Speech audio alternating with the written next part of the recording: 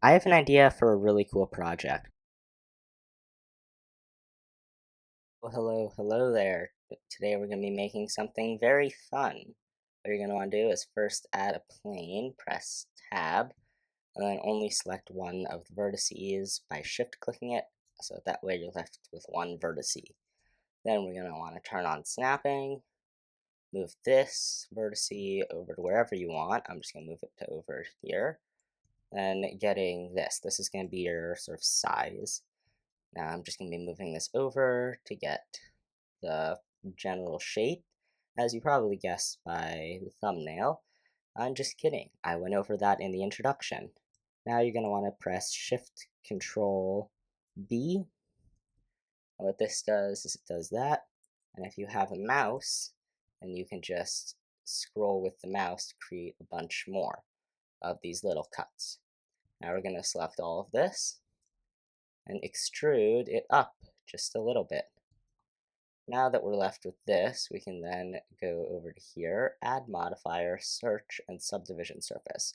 You're left with this, which you don't really want, but what you're going to do now is you're going to press Command R, and then go the long way and move those cuts up. So that way you're left with something that's a lot more like this. If you really want, you can then do that to that side, so that way you get a bit more of a flat shape. Next thing we're going to be doing is we're going to be going over to shading. I'm going to create a new material and name this wood. Now for wood, we're then going to zoom out of this, add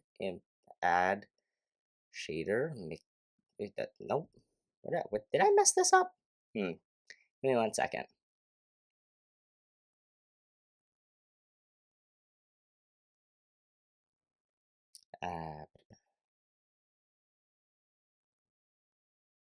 Yeah, so what you're going to want to do is you're going to want to add two noise textures. Sorry, I messed that up. This color will go into vector. This color will go into base color. And now we end up with this sort of wood grain. You can adjust the wood grain by adjusting this. So say you put scale at 1, it increases the scale. So you put scale at 0.3, decreases the scale. I'm going to leave it at 0.5 just for the sake of this video. Then what we're going to be doing is we're going to be going over to here, adding color ramp. I misspelled that. Whoops. And then with this color ramp, you're then just going to be putting it right here. So that way it gets like that. Now we're going to be selecting two sort of wood textures. They want to be more towards the redder side of your creation. Now, of course, you're left with this. And while this can pass as wood, it doesn't really work all that well.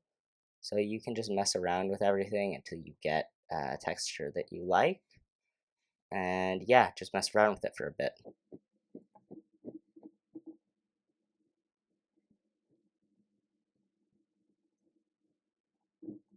And ta-da, we now have wood texture. Yay! Isn't this fun? It looks okay in this. But now what we're going to be doing is we're going to be adding a mesh plane and doing the exact same thing. So this time, if you want, you can press M at center to just get one vertice.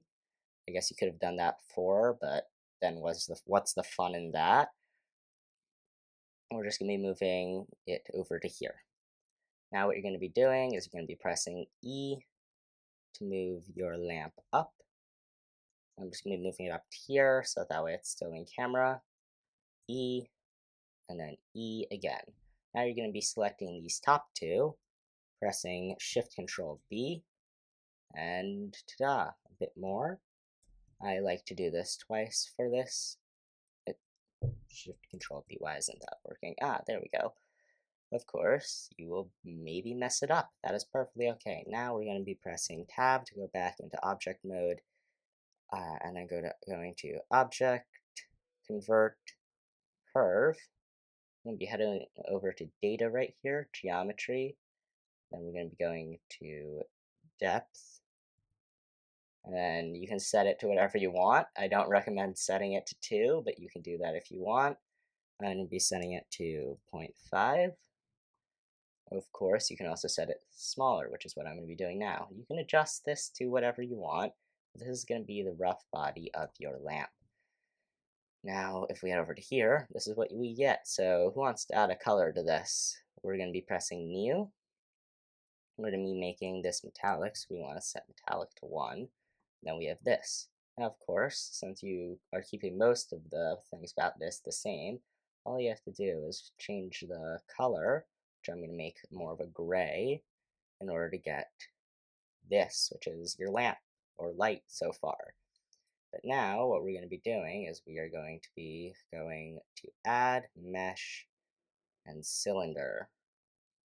Now for this cylinder, we want to move it over to here, which is going to be about the base.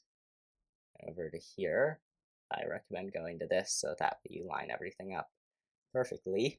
And then we're going to just be scaling it down up until it sort of fits into there. So that way we get that.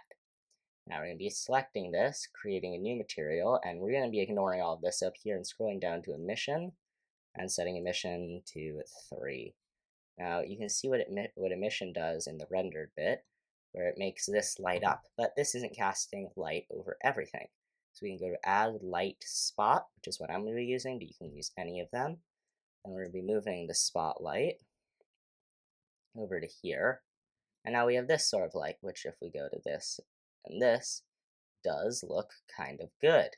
However, there are a bunch of other things that we can add, such as a wire coming out the back, or increasing the power of this light, so that way it casts a brighter bit. And yada yada blah blah, a bunch of stuff later. We can then increase the scale or decrease the scale. It doesn't really make that many changes and differences, but you do you, and then you can also change the sort of focus of the light. So what I would recommend doing is making it as large as possible, because remember, this thing is emanating the light, not this, and so having it set to as large as possible is good.